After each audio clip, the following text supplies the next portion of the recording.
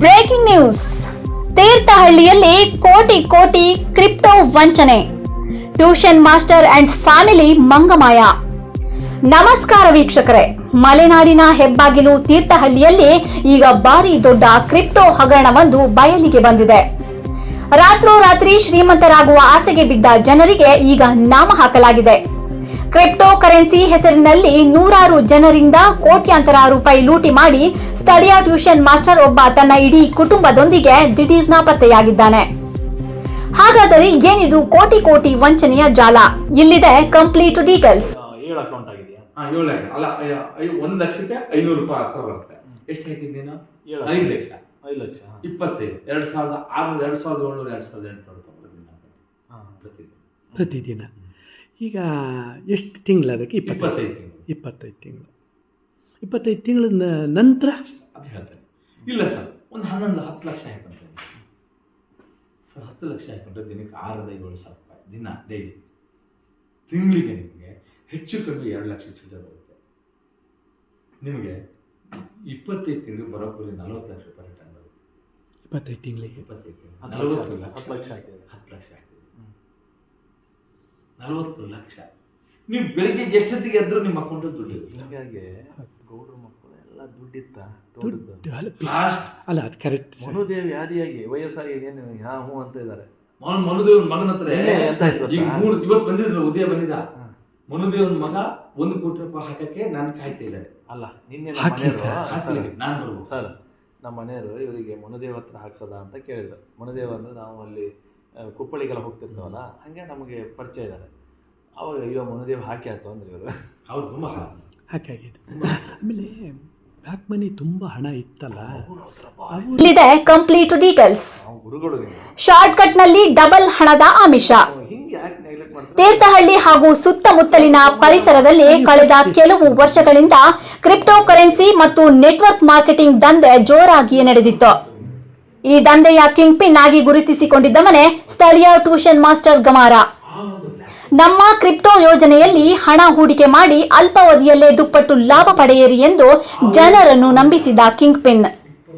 ಆರಂಭದಲ್ಲಿ ನಂಬಿಕೆ ಹುಟ್ಟಿಸಲು ಕೆಲವರಿಗೆ ಭರ್ಜರಿ ಲಾಭಾಂಶ ನೀಡಲಾಗಿತ್ತು. ಇದನ್ನು ನೋಡಿ ನೂರಾರು ಜನ ಲಕ್ಷಾಂತರ ರೂಪಾಯಿಯಿಂದ ಹಿಡಿದು ಕೋಟಿಗಟ್ಟಲೆ ಹಣವನ್ನು ಹೂಡಿಕೆ ಮಾಡಿದ್ದರು. ಹೂಡಿಕೆದಾರರನ್ನು ಆಕರ್ಷಿಸಲು ವಿದೇಶಿ ಪ್ರವಾಸಗಳ ಆಮಿಷವನ್ನು ಒಡ್ಡಲಾಗಿತ್ತು. ಇತ್ತ ಲಾಭಾಂಶವೂ ಇಲ್ಲ, ಅಸಲು ಇಲ್ಲ, ಕಂಗಾಲಾದ ಹೂಡಿಕೆದಾರರು. ವಿಷಯ ಕೊಟ್ಟರೆ ನೋಡಿ, ಈ ಧೈರ್ಯ ಕೊಟ್ಟರೆ ಯಾರು ಬರಲ್ಲ ನಿಮ್ಮ ಜೊತೆಗೆ. ನೀವೊಂದು ಮಾತು ಹೇಳಿದ್ರಿ, ಅದೇನೋ ಬರೆದಿದ್ರಿ ಇಂಥ ಡೇಟಿಗೆ ನಾನು ವಾಪಸ್ ನಾಳೆ ಬೆಳಿಗ್ಗೆ ದುಡ್ಡು ಸರ್, ನಾನು ನಿನ್ನೆ ಜಾಯ್ನ್ ಆಗ್ಬೇಕು ಅಂತ. ಅಲ್ಲಲ್ಲ, ಅವ್ರು ಹೇಳಮ್ಮ ಇದು ಏನು ಹೇಳಿದ್ರು ಗೊತ್ತಾ, ನಿಂಗೆ ಬರಲಿಲ್ಲ ಅಂದರೆ ನಾನು ವಾಪಸ್ ಕೊಡ್ತೀನಿ ಅಂದ್ರಲ್ಲ, ಅದಕ್ಕೇನು ಹೇಳೋದು? ಇಲ್ಲ, ಅಲ್ಲಿ ಆನ್ಸರ್ ಹಾಂ, ಆ ಥರ ನಿಮ್ಗೆ ಯಾರು ಹೇಳಿದ್ರಾ? ನಾನು ಸ್ಟಾರ್ಟಿಂಗಲ್ಲಿ ಯಾರು ಹೇಳಿಲ್ಲ. ನಾನು ಇದನ್ನು ಅರ್ಥ ಮಾಡ್ಕೊಂಡಿದ್ದೀನಿ. ನಾನು ಜಪ್ತಾಗಿ ಅಲ್ಲಿ ನೀವು ವಾಪಸ್ ಕೊಡ್ತೀನಿ ಅಂತ ಜನ ಏನಂದ್ರು?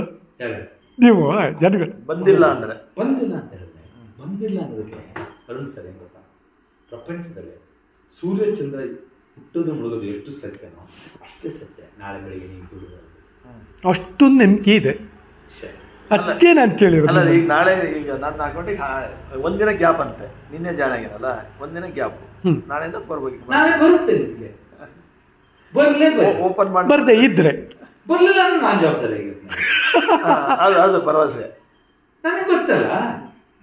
ನಿಮ್ಗೆ ಅದ್ರ ಹಣೆ ಬರನೇ ಗೊತ್ತು. ಗೊತ್ತಿದೆ, ನಾನು ಅದರಲ್ಲಿ ಅಲ್ಲ. ದಿನಕ್ಕೆ 5 ಲಕ್ಷ ರೂಪಾಯಿ ದುಡ್ಡು ಕೊಡ್ಬೇಕಲ್ಲ ನನಗೆ. ಮತ್ತೆ ಅಲ್ಲ, ಮಕ್ಕಳು ದುಡಿತದಲ್ಲ ಮಾರ್ರೆ. ಅಲ್ಲ, 5 ಲಕ್ಷ ರೂಪಾಯಿ ದಿನಕ್ಕೆ ನಿಮ್ಮಲ್ಲಿ ವರ್ಕೌಟ್ ಆಗುತ್ತೆ. ಅಷ್ಟು ಕೊಡುವಾಗೆ ನೀವು ಅಷ್ಟು ಭರವಸೆ ಕೊಟ್ಟೆ ಸಾಧ್ಯನೇ ಇಲ್ಲ. ಅಲ್ಲ, ನಿಜವಾಗಲೂ ಆಗ ಎಷ್ಟು ಸರಿ ಹೇಳ್ತಿದ್ದಾರೆ CEO ನಮ್ಮ ಕ್ರಿಯೇಟರ್, ನಮ್ಮ ಇವರು ಡಾಕ್ಟರ್ ವಾಗೀಶ್ ಅಂತೇಳಿ. ಹಿಂಗೆ ಬೇಡ, ಅಲ್ಲಿ ಆಗಲ್ಲ, ನಿನ್ನೂ ಪೊಟೆನ್ಷಿಯಲಿಟಿ ಅಲ್ಲಿ ಇರೋದಲ್ಲ, ಬಂದುಬಿಡು, ನೀನು ದುಬೈನಲ್ಲಿ ಇರ್ಬೋದು, ಇಲ್ಲಿಂದಲೇ ನೀನು ಕಂಟ್ರೋಲ್ ಮಾಡು, ಇದು ವಿಡಿಯೋ ವರ್ಲ್ಡ್ ವೈಸ್ ಮಾಡಿ ನೀನು ಅಂತ ಹೇಳಿ. ವಾ, ನೋಡೋಣ, ಇನ್ನೊಂದು ಕಾಲ ಬರಲಿ, ಅದಕ್ಕೂ ಒಂದು ಕಾಲ ಬರಲಿ. ಅಲ್ಲ, ಬಂದೇ ಬರುತ್ತೆ, ವೇಟನ್ ಮಾಡಿ. ಹೀಗೆ ಈಗ ಒಂದು ಎರಡನೇದಾಗಿ ಅಲ್ಲ, ನಾವೊಂದು ಮಾತು ನನ್ನನ್ನು ನಂಬಿ ಬಂದವರು ಏನು ನನಗೆ ಗೊತ್ತಿಲ್ಲ, ಶಕ್ತಿ ನನಗೆ ಗೊತ್ತಿಲ್ಲ, ನಂಬಿ ಬಂದರೆ ಯಾರು ಅದು ಪಾಯಿಂಟ್. ನೀವು ಯಾರನ್ನು ಬೇಕಾದ್ರೆ, ನೀವು ಇಡೀ ತೀರ್ಥಲ್ಲಿ ಯಾರನ್ನು ಬೇಕಾದ್ರೆ ಕೊಡಿ. ಎಲ್ಲರೂ ಕುಮಾರ್ ಸರ್ ಅಂತ ಕೈ ಮುಗಿತಾರೆ, ಕಾಲು ಹಿಡ್ಕೊಂತಾರೆ, ಸರ್ ನನ್ನ ಜೊತೆ ಸೌಖ್ಯದ್ರ ಬನ್ನಿ, ಫಸ್ಟ್ ಬಿಡಿಗೆದೆ ಕಾಲಿಗೆ. ಮೊನ್ನೆ ಒಬ್ಬ ತಹಶೀಲ್ದಾರ್ ಅಂತೆ BC ರೋಡ್ ಗೊತ್ತಾ ನಿಮಗೆ? BC ರೋಡಲ್ಲಿ ಸ್ಪೀಚ್ ಮಾಡ್ತಾಯಿದ್ದೆ.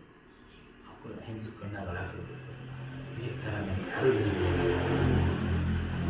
ಯಾರೂ ಕೊಟ್ಟಿದ್ದೆ. ನಾನು ಗೋಲ್ಡ್ ಇಟ್ಟು ಎರಡು ಮನಸ್ಸಿನಾಗ ಗೋಲ್ಡ್ ಇಟ್ಟು ಕೊಟ್ಟಿದ್ದೆ. ಸರ್ ಇನ್ನೂ ಒಂದಿಷ್ಟು ಗೋಲ್ಡ್ ಇದೆ, ನಾಳೆ ಇಟ್ಟು ಅಷ್ಟು ದುಡ್ಡು ಹಾಕ್ತೀನಿ, ನನಗೆ ಒಂದು ನನ್ನ ಆಸೆ ಈಡೇರಿಸ್ಬೇಕು ಅಂತ. ಏನು ತಹಶೀಲ್ದಾರ್ ಅಂತೆ ನಾನು ಕಾಲಿಗೆ ಬಿಡಬೇಕು ಅಂತ. ಅಯ್ಯೋ, ಸತ್ಯವಾದ ವಿಚಾರ.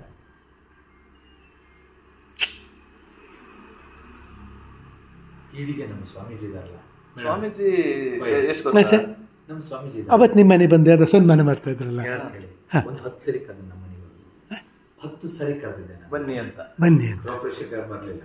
ಅದ ಕುಮಾರ್ ಇವತ್ತು ಕೊಡ್ಸೋದು, ನಾಳೆ ಕೊಡ್ಸೋದು.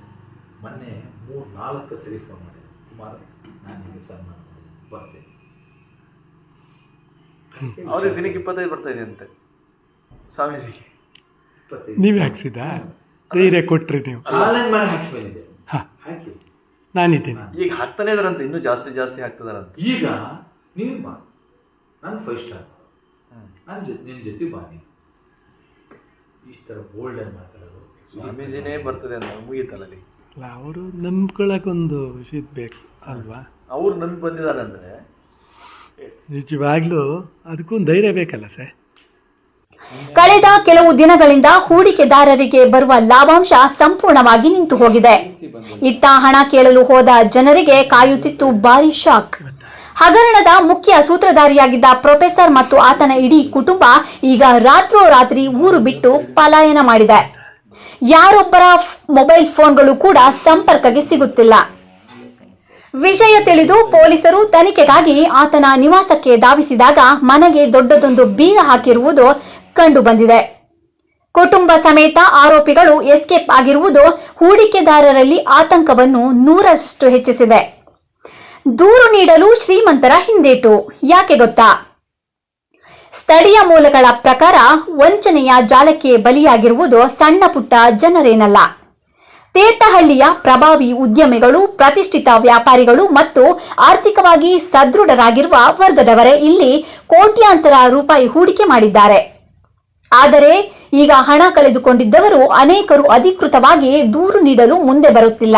ಇದಕ್ಕೆ ಪ್ರಮುಖ ಕಾರಣ ಕಾನೂನುಬದ್ಧತೆಯ ಅರಿವಿಲ್ಲದಿರುವುದು, ನಾವು ಹೂಡಿದ ಹಣ ಕಾನೂನು ಬಾಹಿರವೇ ಎಂಬ ಭಯ, ಹಾಗೂ IT ಇಲಾಖೆಯ ಹೆದರಿಕೆ.